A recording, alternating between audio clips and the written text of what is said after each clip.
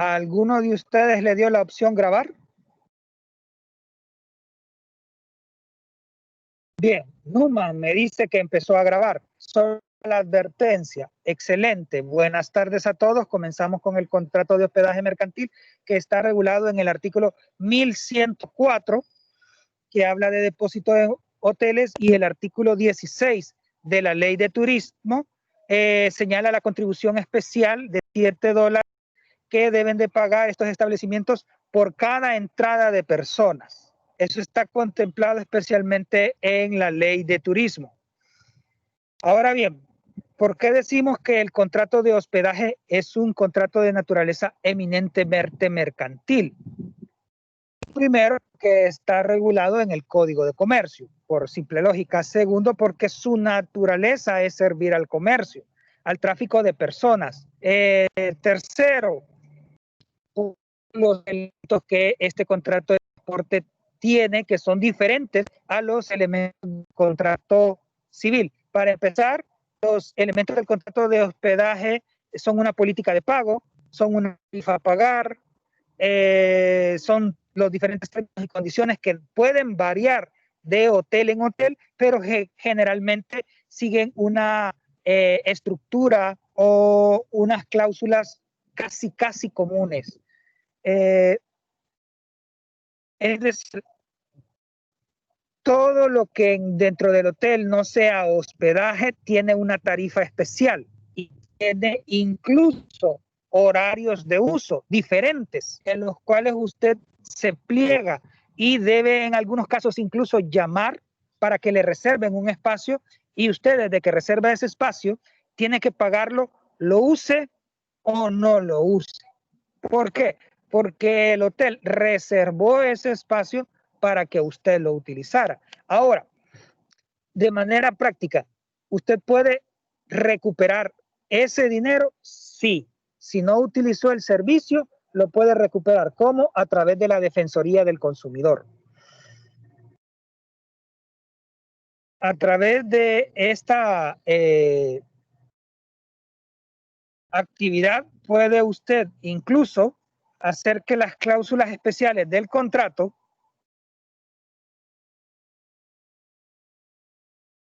sean utilizadas para su beneficio.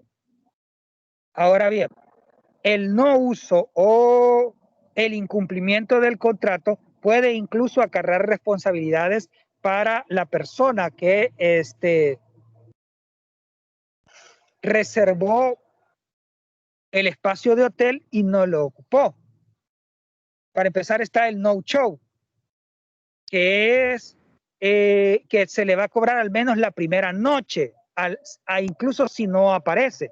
Usted reservó 7 noches en un hotel, el hotel no le da hasta 24 horas antes para que usted cancele la reservación, y eso es común en la mayoría de hoteles, pero usted no la canceló porque por un imprevisto del vuelo, por un imprevisto de salud, por un imprevisto de cualquier tipo, usted estaba viajando, iba a viajar y no pudo llegar a su destino. Entonces el hotel, con este no-show, con esta cláusula de no-show, con esta penalidad de no-show, tiene la potestad de al menos cobrarle la primera noche. Porque se sobreentiende que el hotel tiene que hacer las estrategias para estar a un 80% de sus capacidades siempre. O sea, siempre tiene que tener gente entrando y tiene la obligación de reservarte al menos una noche en la habitación que tú reservaste. Dentro de está también el late check-out, o sea, el demorarse al entregar cuando no se retira de las instalaciones en los horarios establecidos en el contrato, que generalmente son antes del mediodía. Antes del mediodía, usted puede entregar a la 1 de la mañana, a cualquier hora, incluso con 23 horas de adelanto, esa llave. La entrega de la llave debe de ser definitiva. Es decir, usted con las maletas en el lobby del hotel, que todavía están protegidas por las instalaciones del hotel, usted puede ir una última vez antes de las 12 de las 12 del mediodía al hotel, revisar una última vez a ver si no le queda nada y regresarse. Pero si en lo que se regresa ya presenta las llaves después de mediodía, entonces a usted se le va a cobrar una penalidad por check out, por chequearse, por entregar las llaves tarde. Lo mismo el caso contrario, por llegar a registrarse el check-in temprano, por llegar mucho más antes de lo que se esperaba. A veces se puede aplicar una penalidad para darle incluso cambios de habitación. Esto es para facilitarle al viajero la posibilidad de entregar. Y obviamente, como es un contrato de hospedaje, el cliente es responsable por daños y perjuicios ocasionados a la habitación y a las propiedades del hotel durante su estadía. Tuve el caso de un amigo que pasó Rosa. Dígame, Joel, tiene una pregunta, dígame. Estaba viendo el Código de Comercio y lo mismo aplica para los empresarios. Y el empresario responderá de los daños que sufran los huéspedes en sus personas o bienes, por dolo o culpa de aquel, de sus dependientes y demás personas de cuyos hechos sea responsable económicamente. Esto lo dice el artículo 1518 del Código de Comercio. Eso es perfectamente correcto.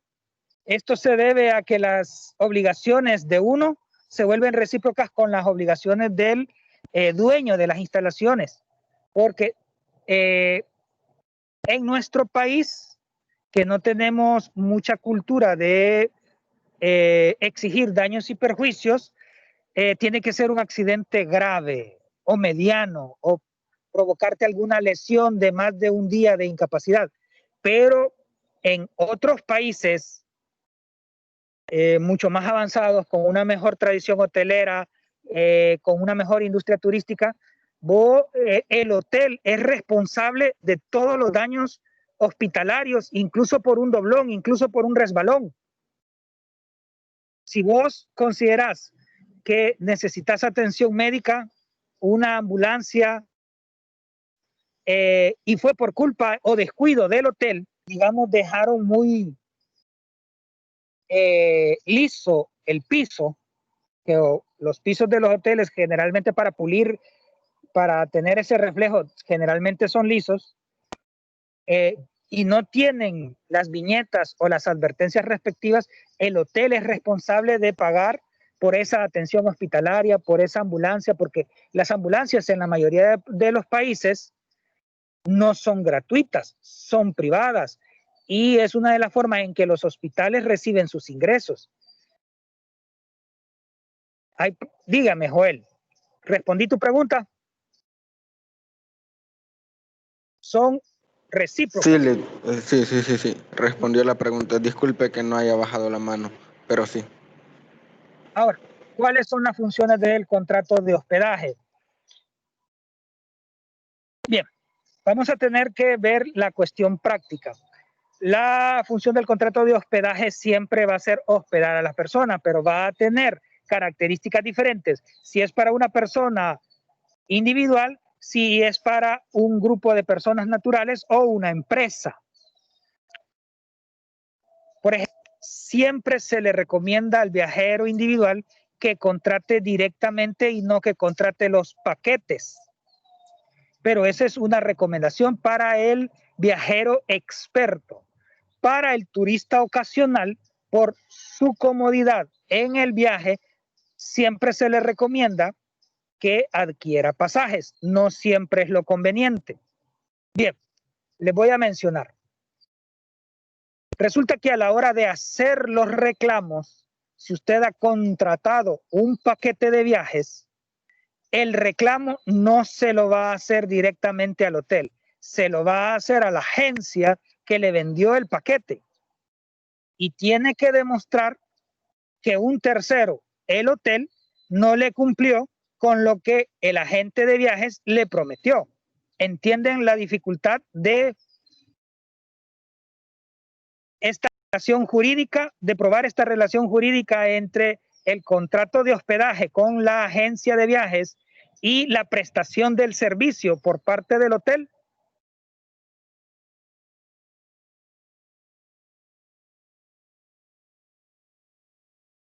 Porque ahí intervienen dos empresas, la agencia de viajes y el prestador del servicio, que es el hotel.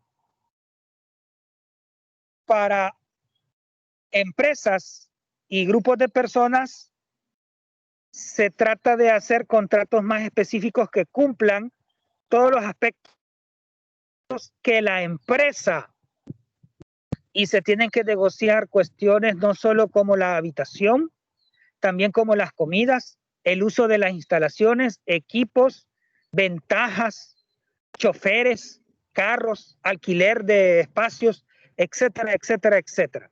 ¿Qué ofrece el hotel y qué es lo que está dispuesta la empresa a pagar? Incluso hay actividades dentro de los hoteles que pueden reservarse completamente para los miembros de la delegación o miembros del Congreso o quien esté alquilando la parte del hotel, y hay cuestiones que pueden excluirse, por ejemplo los masajes, por ejemplo los baños saunas, por ejemplo las piscinas, gimnasios. Eso puede excluirse. Y hay cuestiones que pueden incluirse o promociones como todo incluido. Especifiquen cuando tengan esas promociones de todo incluido, que es el todo incluido de la promoción. Si usted ha ido a Decameron a pasarse un día o a pasarse 24 horas o a pasarse una semana, sabe que el todo incluido no es todo incluido. No. Decameron tiene habitaciones especiales para los recién casados, viajes especiales para luna de miel, comidas especiales que no están aptos para todo el público. Entonces es mentira que es todo incluido. Hay viajes a islas que se tienen que pagar aparte del todo incluido. Hay cierta calidad de bebidas, por ejemplo, bucana, bebidas finas, que no están incluidos dentro del todo incluido. Paseos que no están incluidos dentro del todo incluido. Entonces usted tiene que negociar muy bien y ser específico con lo que quiere, porque el hotel sí va a ser específico con lo que le ofrece en estos paquetes todo incluido. ¿Qué sucede con el incumplimiento del contrato? Bien, entre los procedimientos a seguir va a ser determinar qué tipo de cliente es el que está demandando, a qué tipo de cliente es que usted va a representar. Y según la situación que se dé. Sí. Dígame. Yo conocí un caso y es precisamente en Decameron que decía la pareja, o sea, esposos y 2 hijos, pero ahí no especificaba, digamos, bueno, al menos así fue el caso que, y me dio hasta risa, pero ni modo, ¿verdad? Eran americanos ellos, ¿verdad? Estadounidenses directamente, ¿verdad?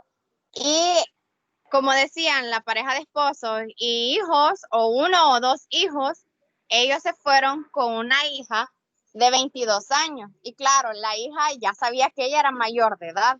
Pero como ahí decía, los esposos y 2 hijos, o un hijo, no me recuerdo si era 2 o 1, pero el punto es que se fueron con uno. Llegaron a Decameron y le dijeron de que la hija no aplicaba porque era mayor de edad. Pero él enseñó la boleta que había visto y que ahí no decía ninguna restricción de que la persona, o sea, el hijo tenía que ser menor de edad. Entonces, y alegaron todo eso, y como obviamente eran americanos, ¿verdad? Bueno, estadounidenses, sí, le dijeron directamente de que eso no era culpa de ellos, sino que de lo que habían puesto de la empresa, más que todo Royal Decameron, de que ahí decía válido también para un hijo, y para ellos era su hija. Y al final la muchacha, siendo mayor de edad, entró, le cedieron eso, o sea, pero era como por un costo menos, ¿verdad? Pero ella le restringieron ir a bares, a la estadía ahí de teatro y todo eso, los shows que hay y Era un todo todo eso, incluido. pero Derecho eso de ahí entrada. también tenía que ver. Sí, sí, sí, o sea, incluso aún en ese caso usted puede demandar a la institución porque no le está cumpliendo con la promesa. Eso se llama publicidad engañosa, falta incumplimiento de contrato, incumplimiento de la oferta. Usted tiene para demandarlos no solo en la DPC, porque además es trato discriminatorio hacia una mujer.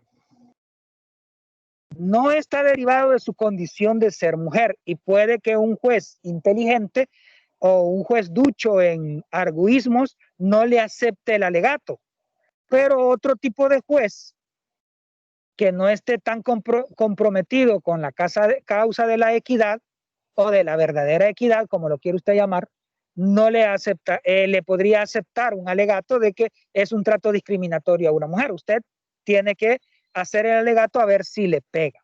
No tiene que alegar por todo, pero sí por lo que más o menos cree usted que le pueden hacer caso. Veo que está muy oscuro. ¿Me ven perfectamente ustedes? Porque, como les dije, tuve que cambiarme de lugar para tener una mejor señal. Ahora, una cosa es el contrato de hospedaje de personas y otra cosa es el transporte de personas que está sufriendo varias modificaciones. Por ejemplo, hay diferentes contratos de transporte de personas dependiendo de lo que usted contrate. Está en el país solamente, está el contrato público de personas. Ustedes ya no lo vieron, pero en su tiempo los buses daban tiquetitos para cada una de las personas. La ruta 302 daba, todavía creo que da tiquetes numerados y se supone que usted debe respetar el número de asiento que le dan. Ese es un tipo de contrato de transporte de personas y siempre versa sobre lo mismo, recoger en el punto A y llevarla al punto B. Origen, destino. Pero dentro de esta relación comercial pueden haber muchas variantes. Por ejemplo, el contrato de alquiler de taxis, el contrato de alquiler solo de vehículo para transporte de personas sin chofer, el contrato de Uber, que es uno de los más modernos. ¿Cuál es la diferencia entre Uber y el taxi? ¿Cuál es la diferencia? ¿Alguno de ustedes me podría decir si encuentra alguna diferencia entre alquilar un Uber y alquilar un taxi? Al menos en El Salvador. La pregunta es, Lick, ¿como cliente o como trabajador? Ah, excelente, como cliente. Vamos a especificar primero como cliente y después como trabajador. Porque ya yo considero que... Dime. Yo considero que el Uber es un poco más... tiene precios más bajos. Ajá. La tarifa Ajá. La tarifa del Uber es fija, la del taxi puede variar. Ajá. Pero fíjense que Uber tiene una tarifa mínima. De kilómetros. Uber tiene una tarifa mínima, no tiene una tarifa fija. De hecho, es una contratación a destajo. Usted, de los 4 o 5 que le presenta la aplicación que están cerca, usted elige el que considera más barato o el que considera que le va a llegar más rápido. Esa es otra de las diferencias entre el taxi y el Uber. Si usted se fija, si usted toma un taxi en Usulután, ve que las tarifas de los taxis están estandarizadas.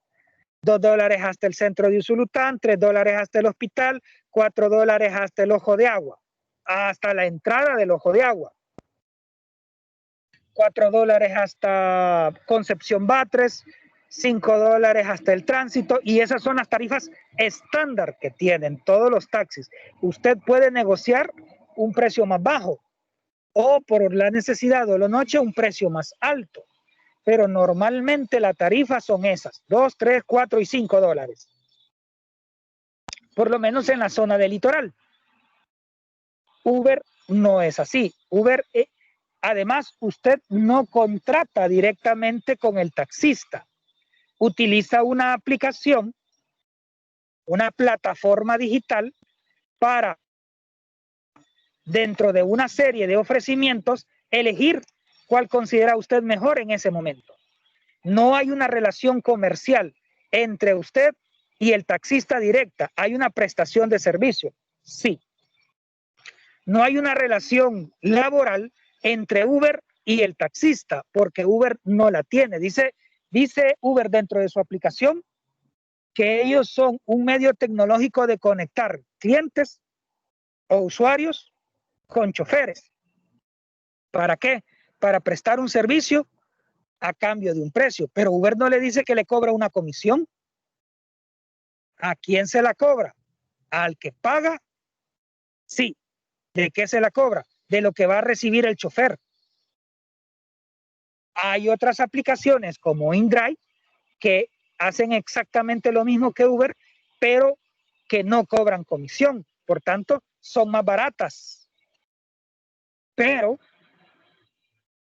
Uber tiene otra ventaja que él acaba de decir, creo que Joel fue el que lo dijo, o Freddy, no me acuerdo cuál de los dos. Es más seguro. Porque usted cuando abre la aplicación de Uber y elige un taxi, ahí le dice el tipo de carro que usted alquiló, la placa y el nombre del conductor. Eso usted lo puede capturar, mandarlo por mensaje o poner un contacto seguro. Y entonces Uber le va a mandar todos esos datos a su contacto seguro y le va a mandar un GPS del... Pero eso ya es un uso de datos.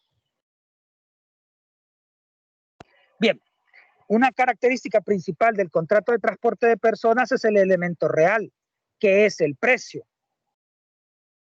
¿A qué vamos a entender con precio en este contrato? El valor del transporte.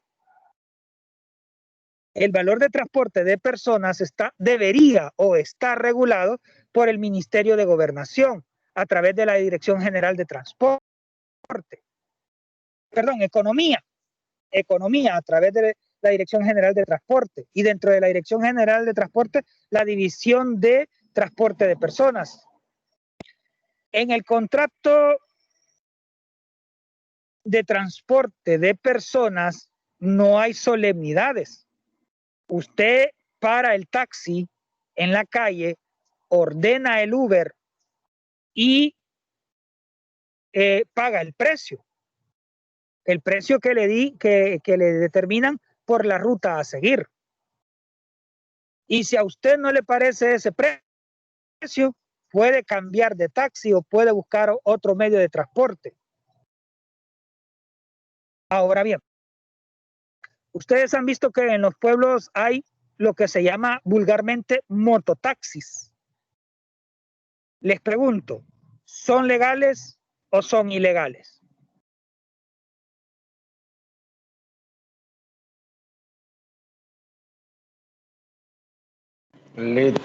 Se supone que eso está regulado por la municipalidad. Ya le tiraron, sí, ya le tiraron la pelota a la municipalidad, pero no son legales. No hay una legislación que permita que ese tipo de vehículos pueda circular libremente en el país. Por eso es que no puede circular en las carreteras interdepartamentales, sino que solo circula al interior de los municipios. Y la policía de tránsito está consciente de eso y los deja hacer. Pero cuando usted ya ve una mototaxi en plena carretera que no es de un lugar a otro, por ejemplo, de Jiquilisco a Tierra Blanca, o de Tierra Blanca a San Marcos Lempa, o de San Marcos Lempa al otro Lempa que está del otro lado, San Antonio Lempa creo que es, ¿verdad? Corríjanme si me equivoco. ¿Cómo se llama? San Nicolás. San Nicolás Lempa, gracias. Telma, dime.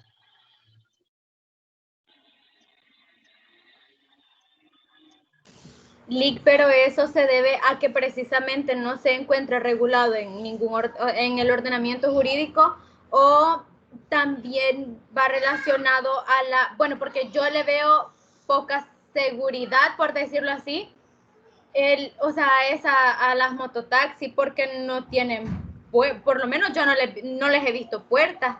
Y también, no, primero respóndame eso mejor. No tienen seguridad. No tienen seguridad y no tienen una base legal. Tienen un permiso por parte de la administración municipal para cobrar una tasa, pero ese es el único objetivo del permiso. Pero no deberían de andar circulando. Para empezar, son contaminadoras. Es que, fíjese que yo, o sea, supe del caso que supuestamente quisieron ingresar, no sé si ha visto unos, son mini carritos, les digo yo, que son bien pequeñitos, pero o sea, son carros, pero son pequeñitos. Son carros en mototaxis. Le cuento. Quisieron ingresar esos carros como mototaxi y que en realidad supuestamente sirviera, o sea, para transporte siempre, ¿verdad? Pero igual no lo permitieron. No, es que no podían permitirlo. Pero, sin embargo, primero Joel, que era el primero que quería hablar, y después Wilfredo.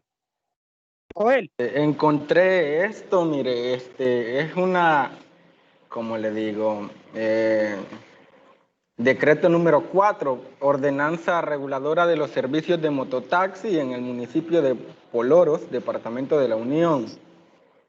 Y el artículo 1 de ello menciona el objeto, que la presente ordenanza tiene por objeto ordenar y regular el servicio prestado por vehículos automotores de 3 ruedas, llamados comúnmente mototaxis, y que funcionará dentro del radio comprendido en el territorio del municipio de Poloros. Lo que usted decía, no está permitido para ir lejos, no, solo circular en el municipio.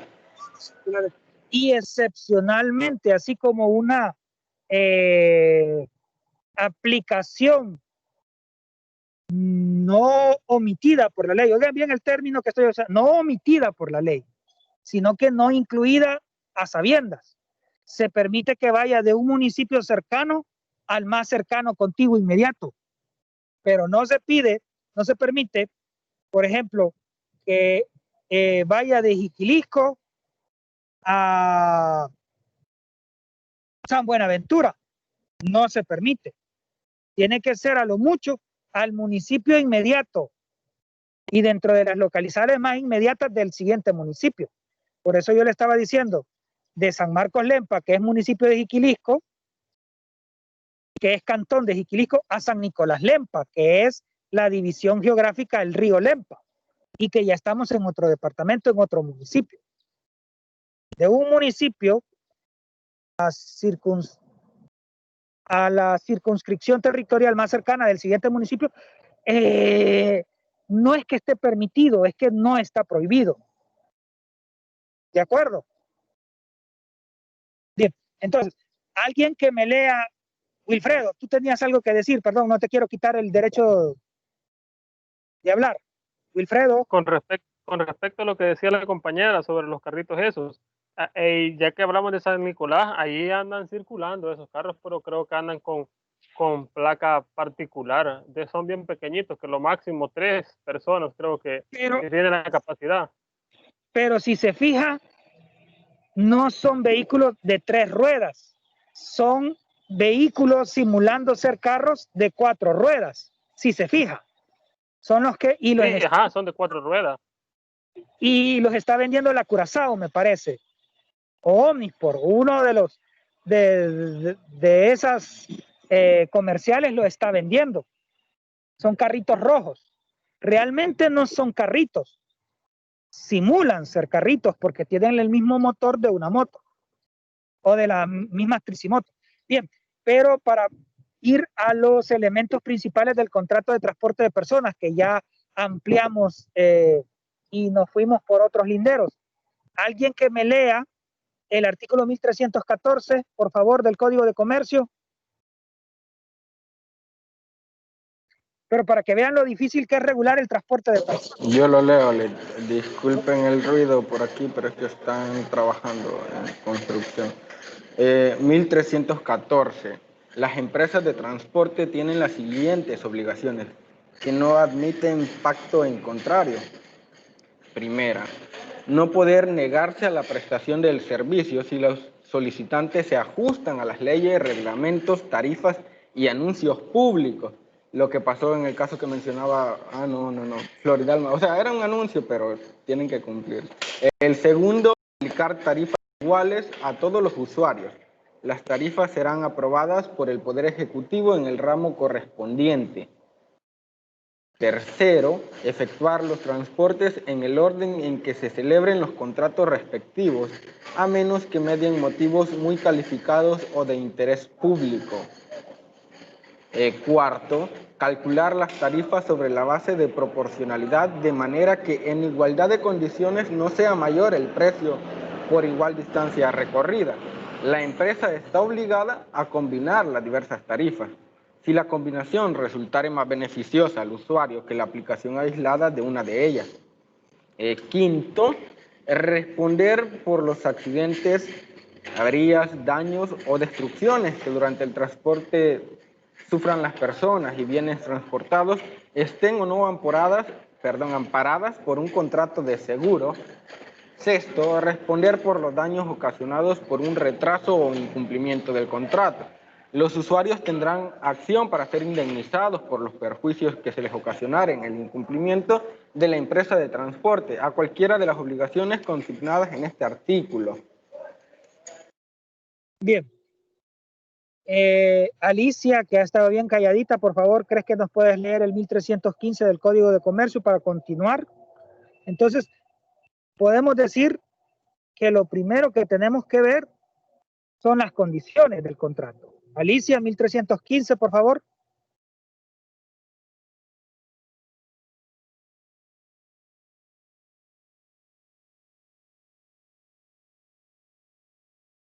Aló. Se lo voy a leer yo, Lick. Por favor.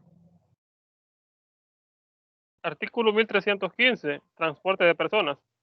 El boleto o billete que la empresa proporcione al viajero deberá expresar la denominación de aquella, la fecha del viaje, el plazo de validez, los puntos de salida y llegada y el precio.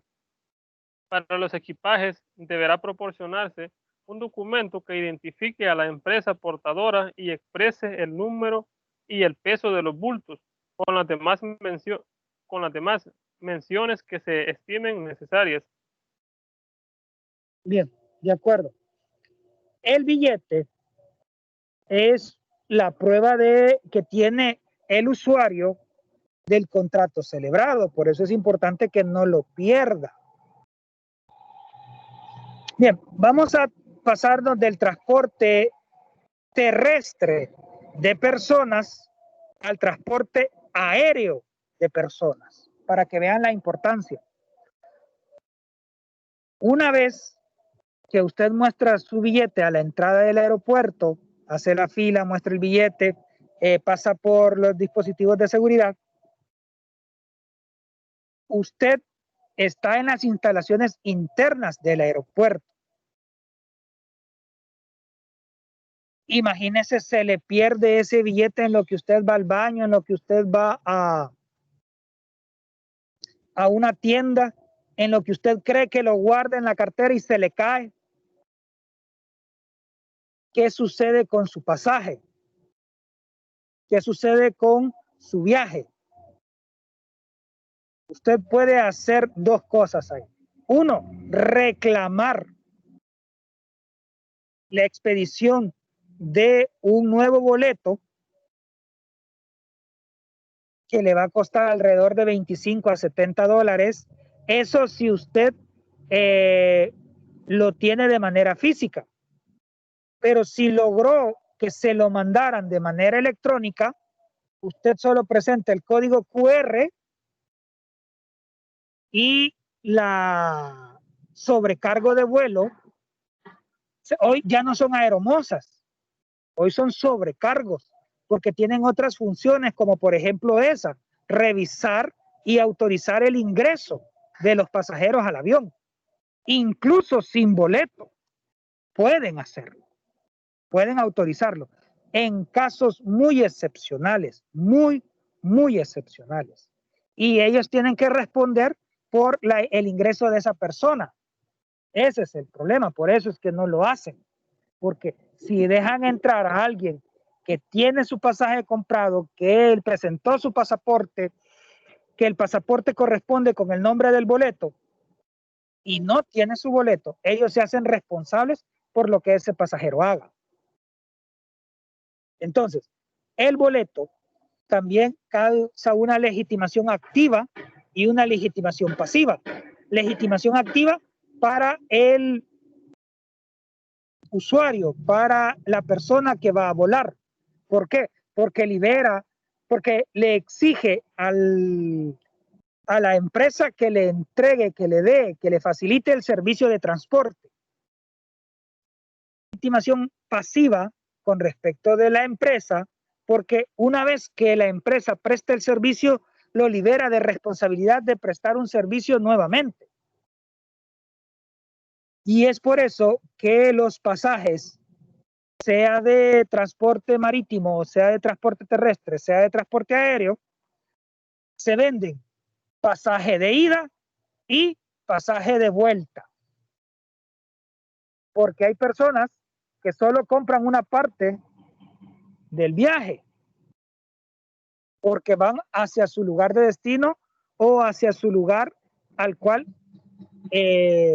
han decidido ir y quedarse a vivir ahí. Por ejemplo, los estudiantes de una carrera, los emigrantes hacia un nuevo trabajo, los emigrantes hacia una nueva vida. Ellos no compran pasajes redondos de ida y regreso. ¿Quiénes compran pasajes redondos? Los viajeros frecuentes y los turistas. Artículo 1316, por favor. Código de Comercio. Jazmín.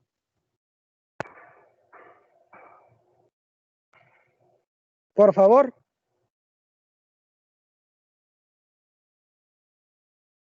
Y si no, ponemos a Rossetti. ¿Cuál artículo, perdón? 1316, por favor.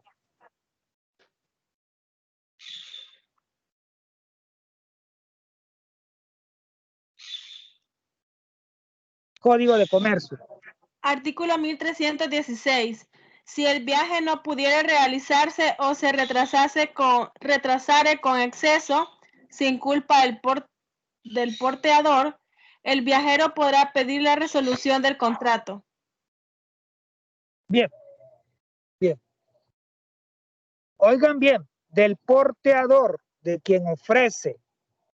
Si es sin culpa de ellos, entonces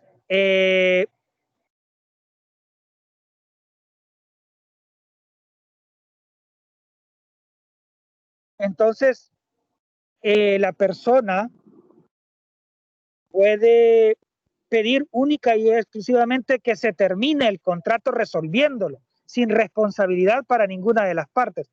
Aquí estoy enviando a alguien, yo le estoy enviando el link de acceso a Flor. Si alguien puede enviarle otra forma a Flor, porque me está diciendo Floridalma que no puede accesar, pero yo la tenía registrada que ya estaba. Entonces se salió y el sistema está dando problemas. Bien. 1317, 1318 son artículos del contrato de transporte y vamos al transporte de bienes. No es lo mismo el transporte de personas al transporte de bienes. Por favor, retrocedamos hasta el 1313. Rossetti, por favor, léenos el artículo 1313 sobre el transporte de las cosas. Voy. 1303.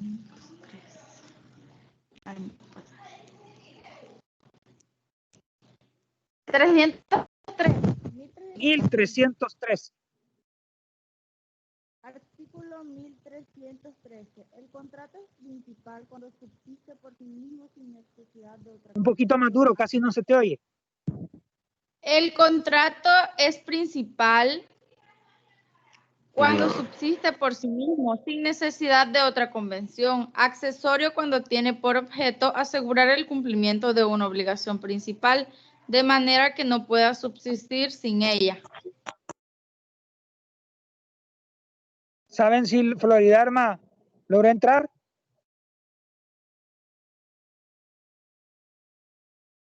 Lead, no sé si el código que tengo ahorita está Ajá. derogado el artículo o el que tiene Rossetti, no sé cuál de los dos Ella es más leyó. actualizado.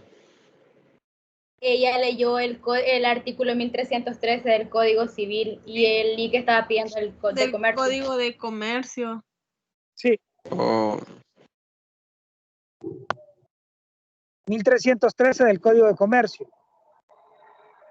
Va, pero veamos esto. Quiero que veamos esto.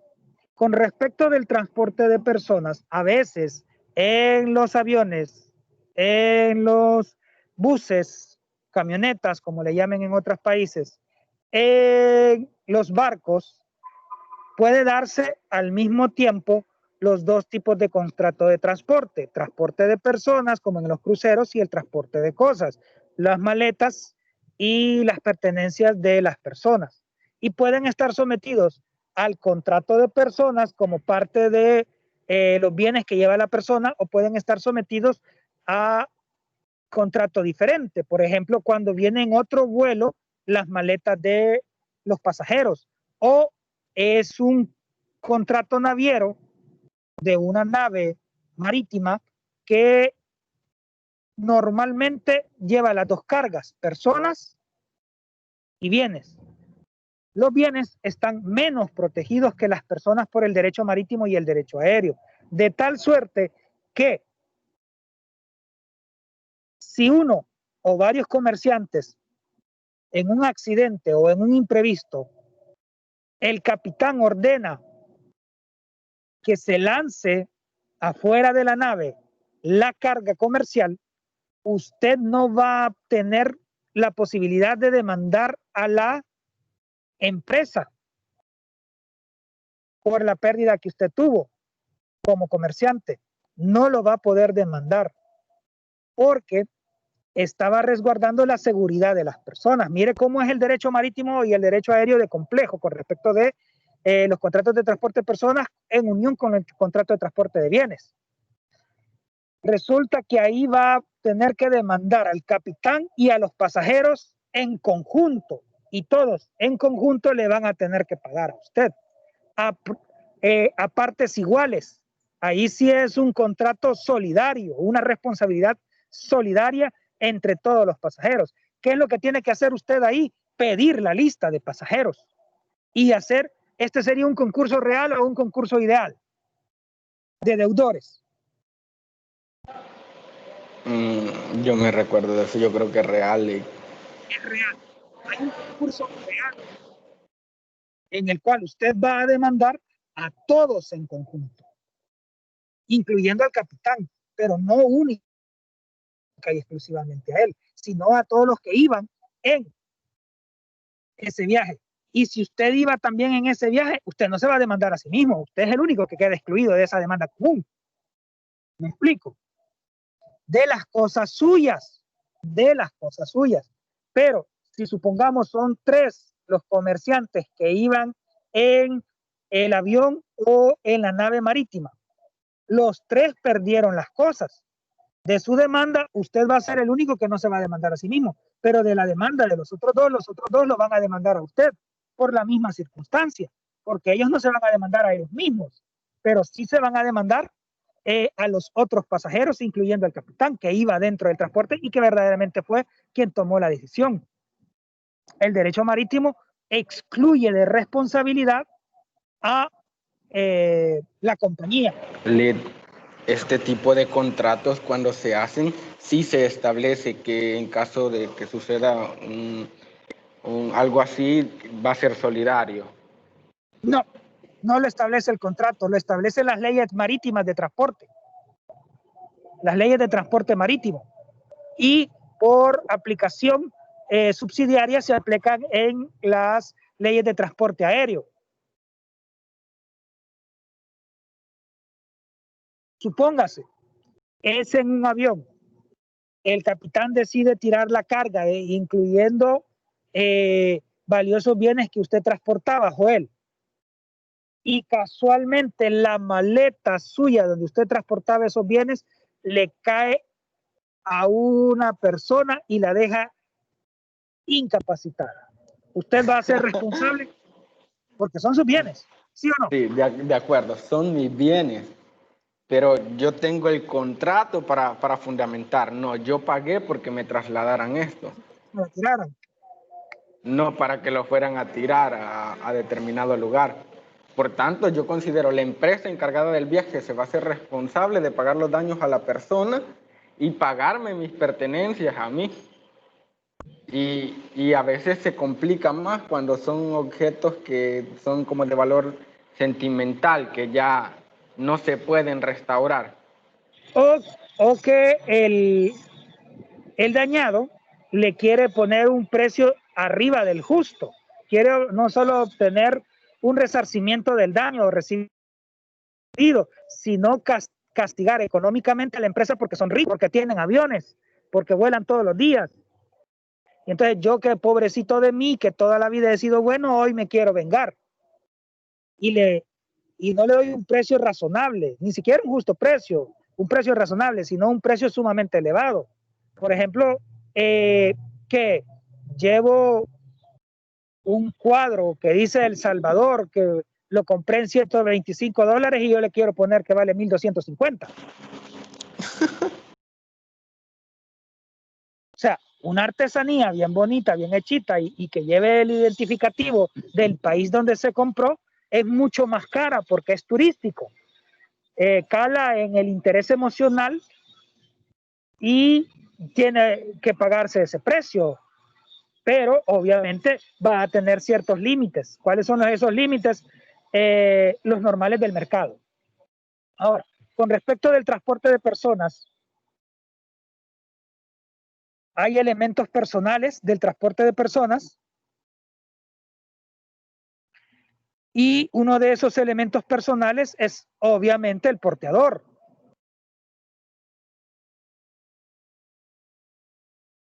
Que es el conductor o transportista, el que lo lleva de puerto a puerto, de terminal a terminal, para ponerlo en términos que podamos entender, en conceptos pequeños.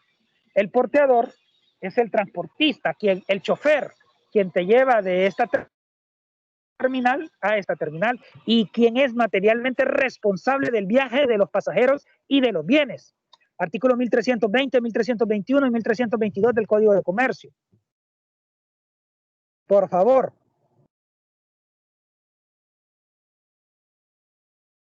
Stephanie,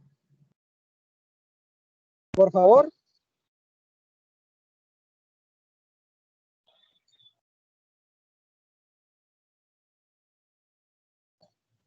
Si no, Ada. Aquí tengo a Ada. Ada, ¿nos podrías leer el 1320, 1320, Código de Comercio? Sí, ya voy.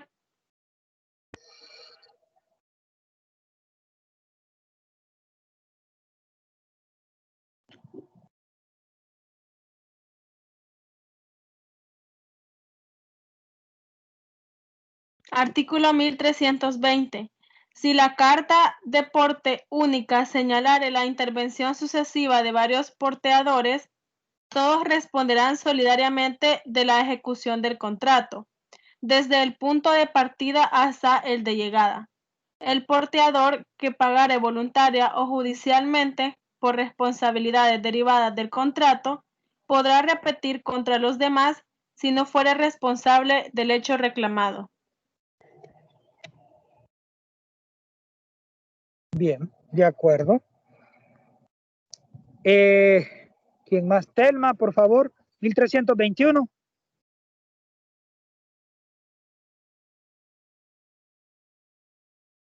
Y después, Rocío, el 1322, para que lo vaya buscando, Rocío, por favor. Voy. Artículo 1321. Las relaciones de los porteadores entre sí se regirán por las reglas siguientes. 1. Si se comprobare que hecho reclamado ocurrió durante el recorrido que corresponde a un porteador, este deberá pagar íntegramente. En caso contrario, la indemnización se prorrateará entre los porteadores según los recorridos a su cargo, con excepción de aquellos que prueben que en los suyos no fue donde aconteció el daño. 2. Los porteadores sucesivos tendrán derecho a que se haga constar en la carta de porte o en acta separada el estado de las cosas en el momento de recibirlas. Y 3.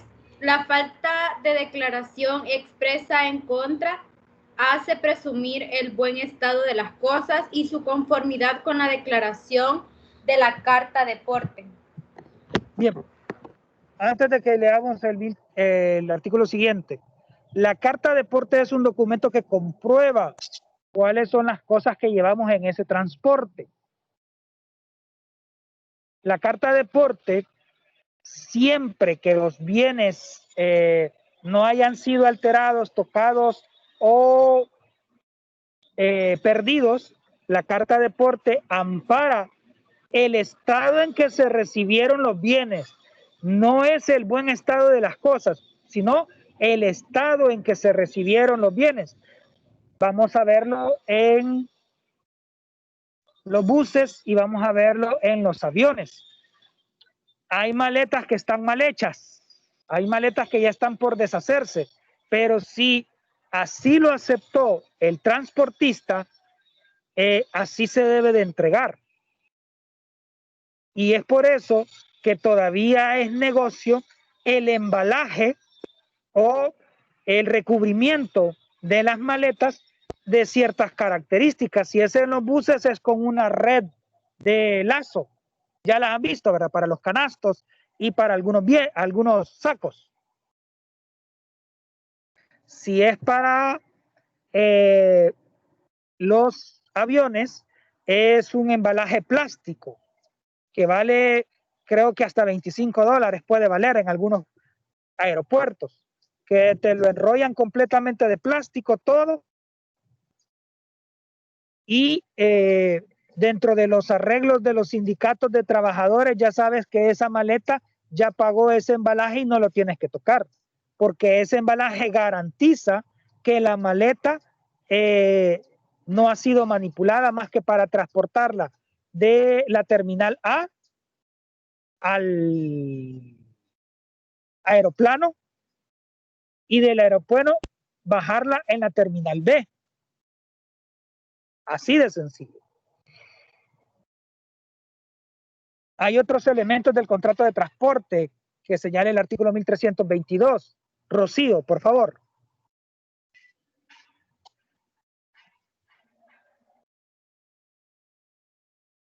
Aló, yo tengo aquí que Rocío está dentro de la sesión.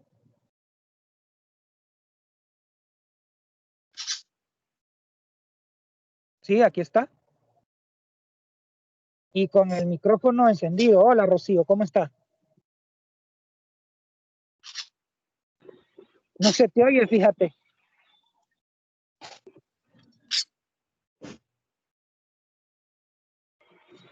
Hola, quizás si le quitas el micrófono y hablas directamente, quizás si le quitas los auriculares y hablas directamente al micrófono, porque yo tuve que quitar los míos para que me oyeran mejor ustedes.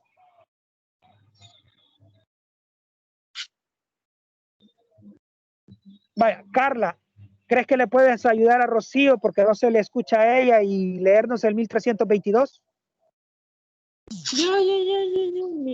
Ya. Vaya, Rosetti.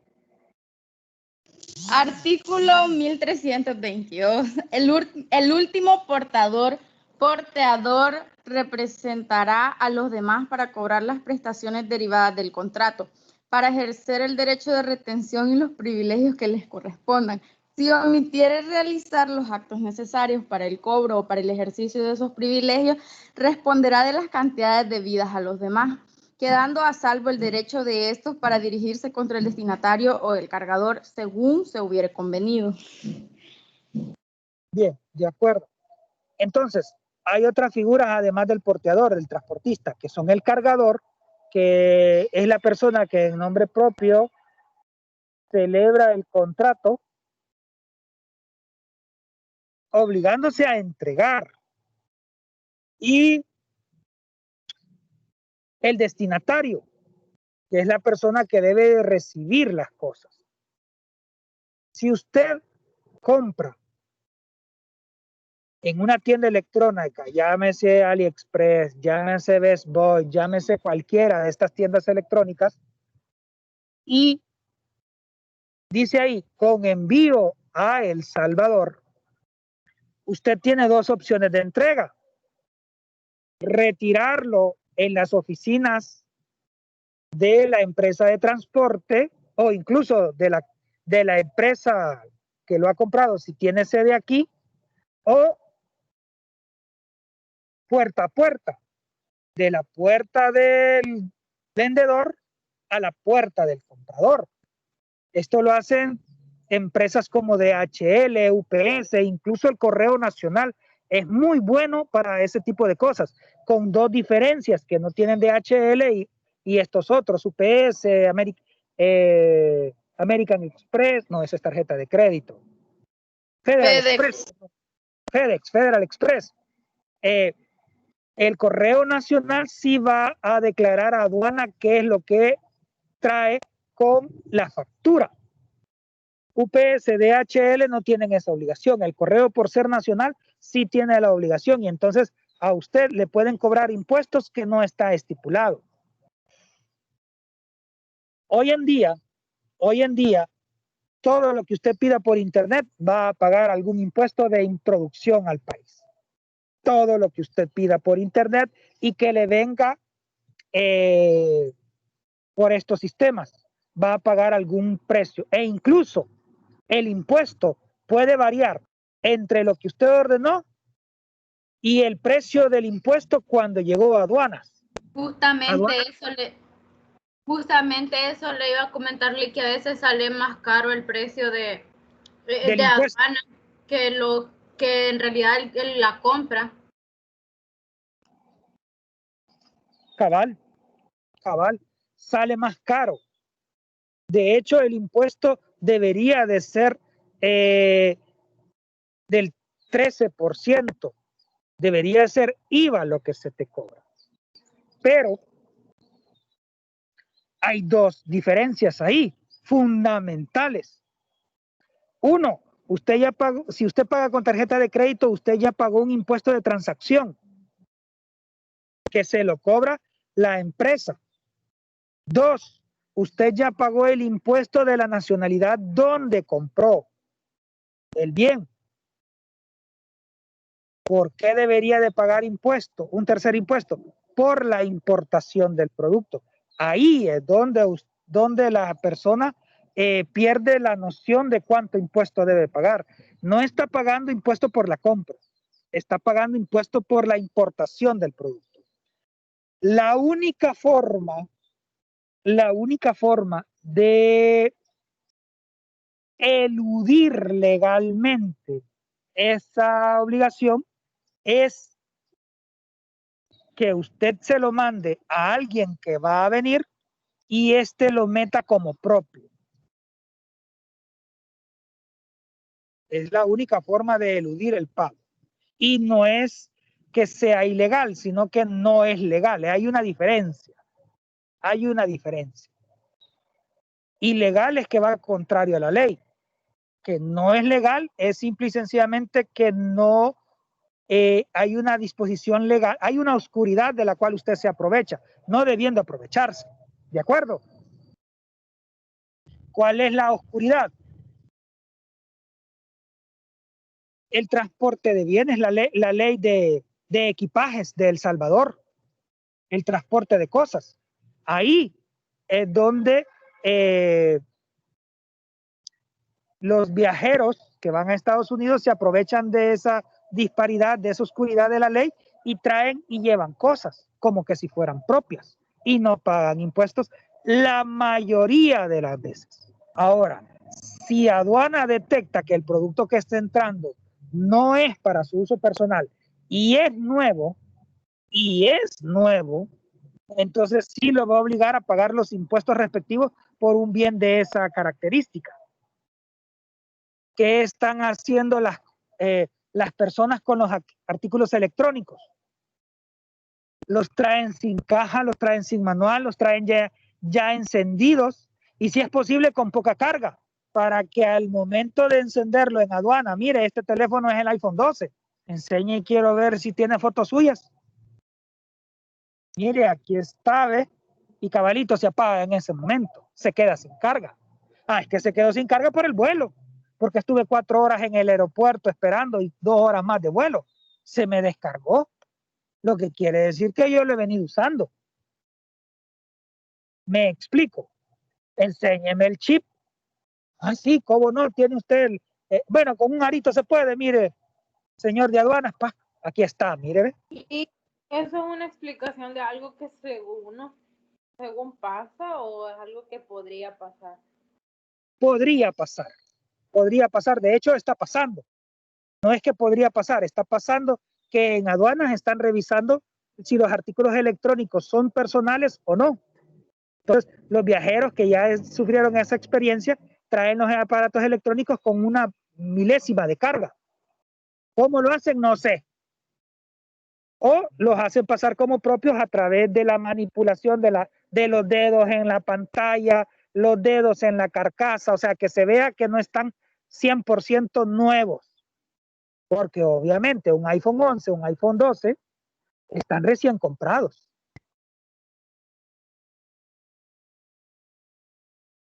Bien, 1322, ¿verdad?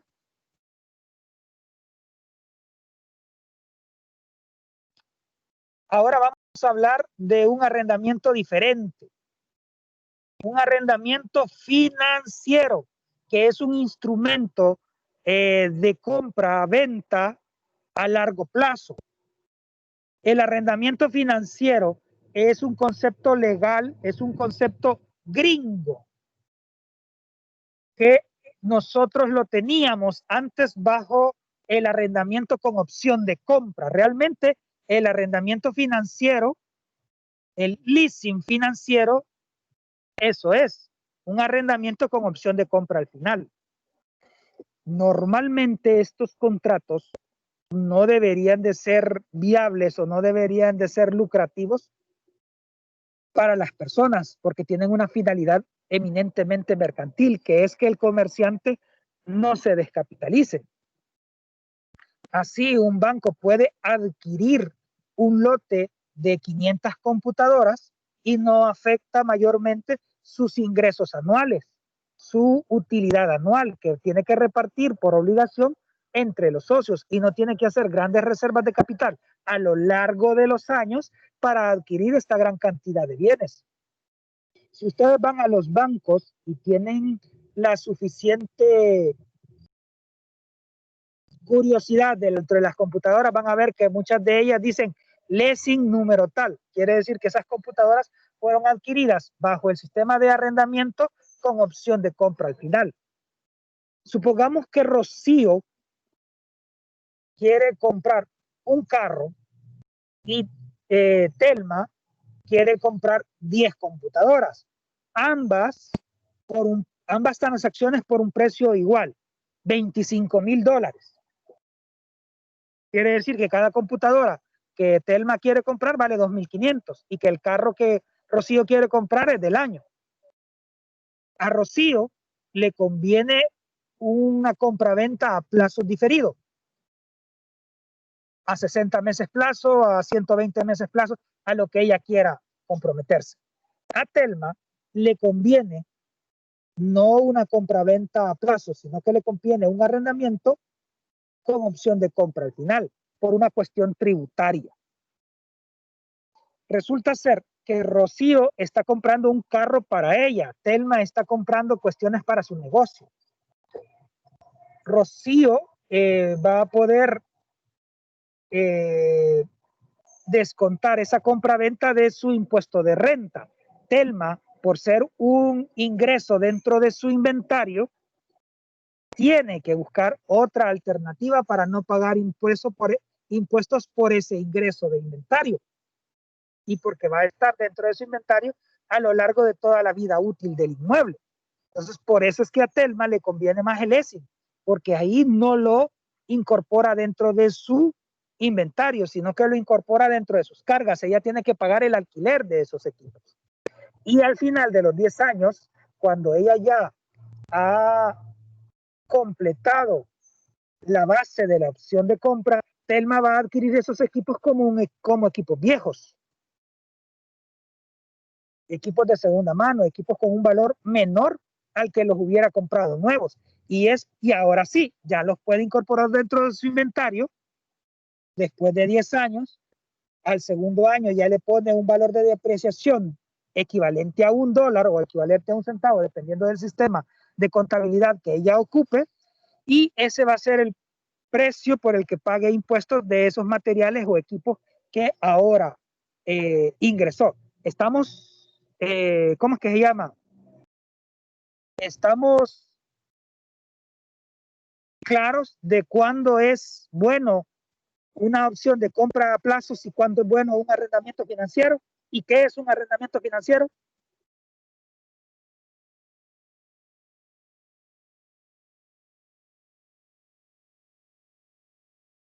Chicos, digan.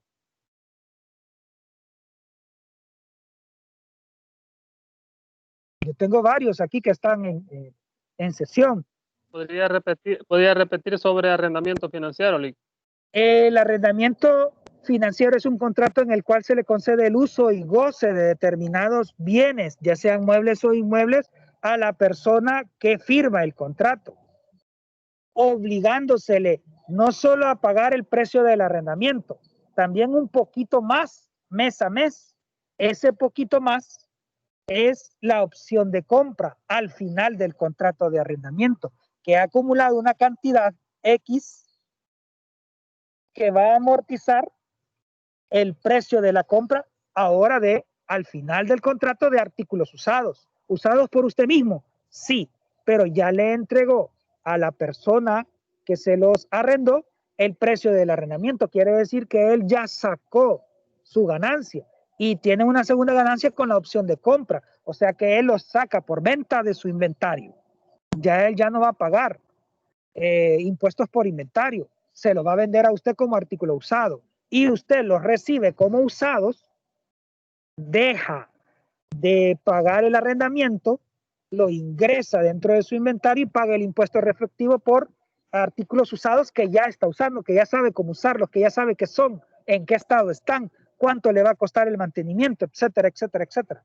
La reparación, el cambio. Entonces esos son costos que se ahorran mientras están en arrendamiento y que aquel está luchando porque el contrato de arrendamiento le sea rentable, porque todo esto es económico. Ya no nos vamos a ir al Código de Comercio, sino que a la Ley de Arrendamiento Financiero, artículo 2 de la Ley de Arrendamiento. Es una ley especial. La Ley de Arrendamiento Financiero es una ley especial que dice que es un contrato mediante el cual el arrendador concede el uso y goce de determinados bienes muebles o inmuebles por un plazo de cumplimiento forzoso al arrendatario, obligándose este último a pagar un canon de arrendamiento y otros costos establecidos por el arrendador al final del plazo estipulado en el arrendamiento. El arrendatario tendrá la opción de compra de bienes a un precio predefinido, devolviendo o prorrogando el plazo del contrato por periodos ulteriores. La opción de compra es a juicio de quien está arrendando los bienes, no de quien los está dando en arrendamiento, sino de quien los está recibiendo. Él es el que decide si al final los va a comprar o no. La naturaleza jurídica del contrato de arrendamiento o del leasing financiero es un contrato entre personas, es decir, es sui generis. Por eso no puede identificarse con la venta. Porque como tiene la opción no hay una venta automática. Y no puede equipararse con el arrendamiento porque tiene cláusulas especiales que lo determinan como un contrato propio, un contrato que vale por su misma naturaleza. Y una de ellas es el poquito extra que se da para la opción de compra. Esto se llama amortización porque amortigua el precio final. Las características del leasing financiero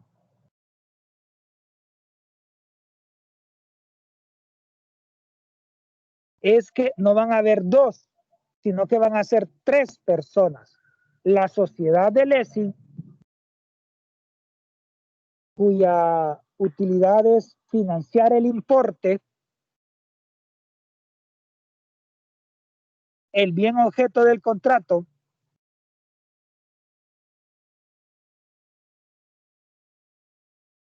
y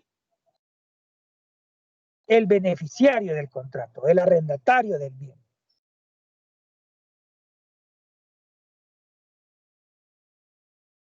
Sí, en la ley se mencionan como que tres sujetos: el proveedor, el arrendador y el arrendatario. El proveedor, el arrendador y el arrendatario. El proveedor está señalado en el artículo 3.